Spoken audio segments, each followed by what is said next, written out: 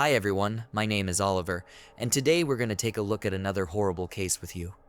On September 22nd, 2023, Suzanne Morphew's remains were discovered 3 years after her sudden disappearance on May 10th, 2020. The Colorado Bureau of Investigation stumbled upon her remains during a search of an area in Moffat County as part of a separate investigation, breathing new life into the famously cold case of Suzanne Morphew's disappearance. A tumultuous personal life and an inconsistent recollection of events first pointed toward the husband as the likely suspect in what the police believed to be a murder. However, new evidence has called into question the 2-year-long crusade. Over 70 investigators invested 1,000 hours of work into Suzanne's case.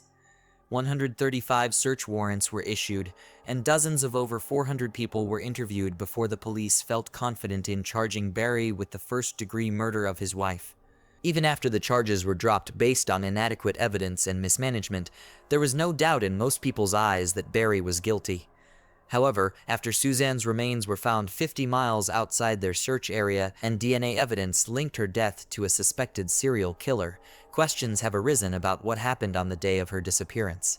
Is Barry Morphew far more resourceful than the authorities give him credit for, or did something or someone from her personal life cause her death?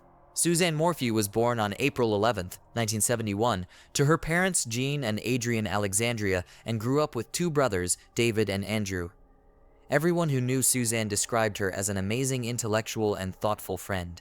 In 1998, while in high school, Suzanne met her future husband, Barry Morphew, and married him after 6 years of dating. Barry was a remarkable ball player and was signed with the Toronto Blue Jays, while Suzanne pursued a degree in education at Purdue University.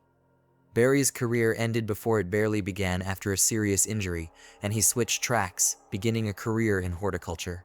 Suzanne had been teaching for 4 years when Barry started his landscape company, which gained steam as more time passed. Together, the couple had 2 children, Mallory and Macy. They had a picture-perfect life in Indiana until Suzanne was diagnosed with Hodgkin's lymphoma. She beat cancer twice, and in 2018, the Morphews moved to Mayville, Colorado for a fresh start and to be closer to their daughter Mallory attending Western State University. They moved to a gorgeous 7-acre property where Barry could hunt. He still worked as a contractor and had even taken up being a volunteer fireman, while Suzanne retired from teaching, devoting herself more to the church and taking up sports. Mountain biking was a new pastime she was exploring. From the outside looking in, the Morphews were the perfect family, but they had their share of problems, all of which would come to light following the events of May 10, 2020. May 10, 2010 started a bit differently from most Mother's Day celebrations at the Morphew residence. Barry and the girls were out of the house, leaving Suzanne alone in their home. Barry claimed to have a landscaping appointment in the town of Broomfield, 3 hours away from Mayville by car. The girls, on the other hand, went on a camping trip Barry, and the girls had planned to return home by the evening to celebrate Mother's Day with Suzanne. However, the planned celebration never took place that evening. The girls messaged their mother to wish her happy Mother's Day, but received no text message in return. They found this odd since their mother was very active on social media. Expecting a few pictures from her best friend's daughter's wedding, they knew she had to be on her phone. After a few hours of no reply, Mallory and Macy reached out to their neighbor, Martin Ritter, and his wife to check on Suzanne. Mrs. Ritter made the trip down to the Morphew house around 4:00 to 4:30 p.m. to discover an empty house. She called Barry, explaining the situation, and he told her to check for Suzanne's mountain bike. If it was not there, he instructed her to call the police, and that's exactly what she did. The police showed up at the Morphew residence, and Barry Morphew and his 2 daughters made their way back home, desperate to learn the location and status of Suzanne. The police found their first solid clue a few hours into the search. The discovery turned the investigation on its head. 2 deputies found Susan's mountain bike off a steep ravine not too far from Morphew's home.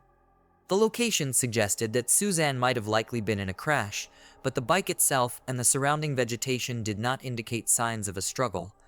There were no skid marks indicating she used the brakes on her bike, no damage to the mountain bike itself despite tumbling down the side of a ravine, no blood, and the vegetation in the area hadn't been disturbed.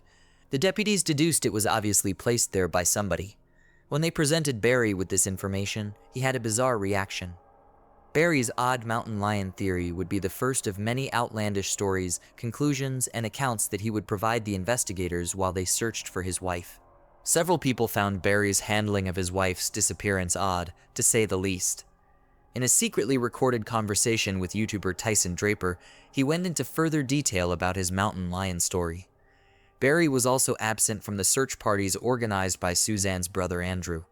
He didn't believe Barry's story about the bike ride and suggested that she might have been taken on May 9th instead of Mother's Day.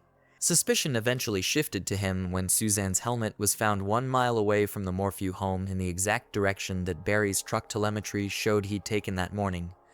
Investigators might have written it off as an odd coincidence if it was not in the exact opposite direction of the Broomfield construction site he was set to visit that day.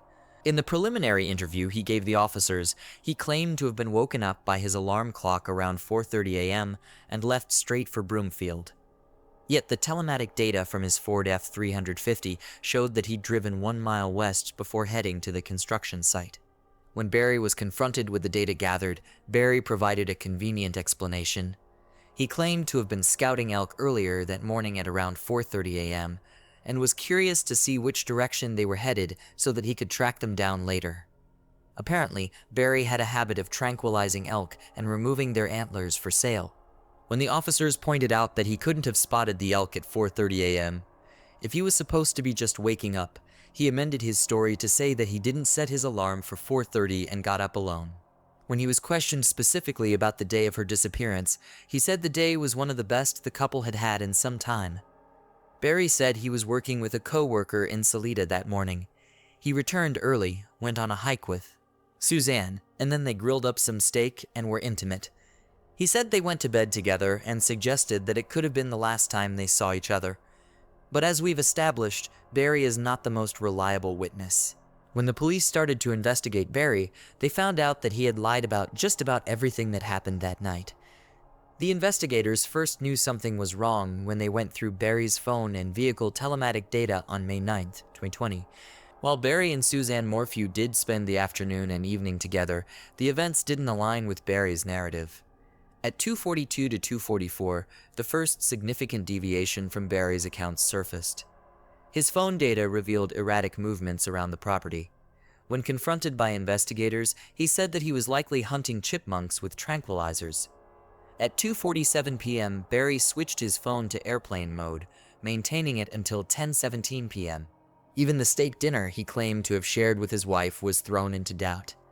Investigators found only one dirty dish instead of two, and later that night, more peculiarities emerged on the Morphew property. The police noted additional concerning details during their scrutiny of the data from later that night.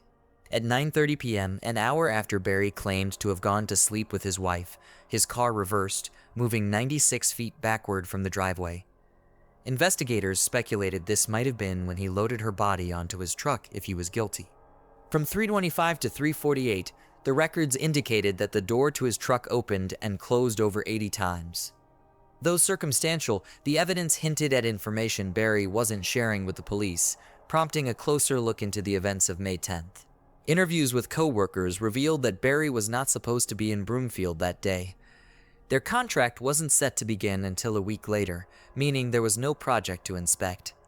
According to Barry, he only visited the Holiday Inn, the job site, a local store for granola and water, and briefly stopped at McDonald's to clean his windshield.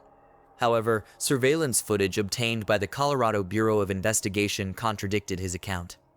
Barry was observed disposing of 5 trash bags near McDonald's and the Holiday Inn.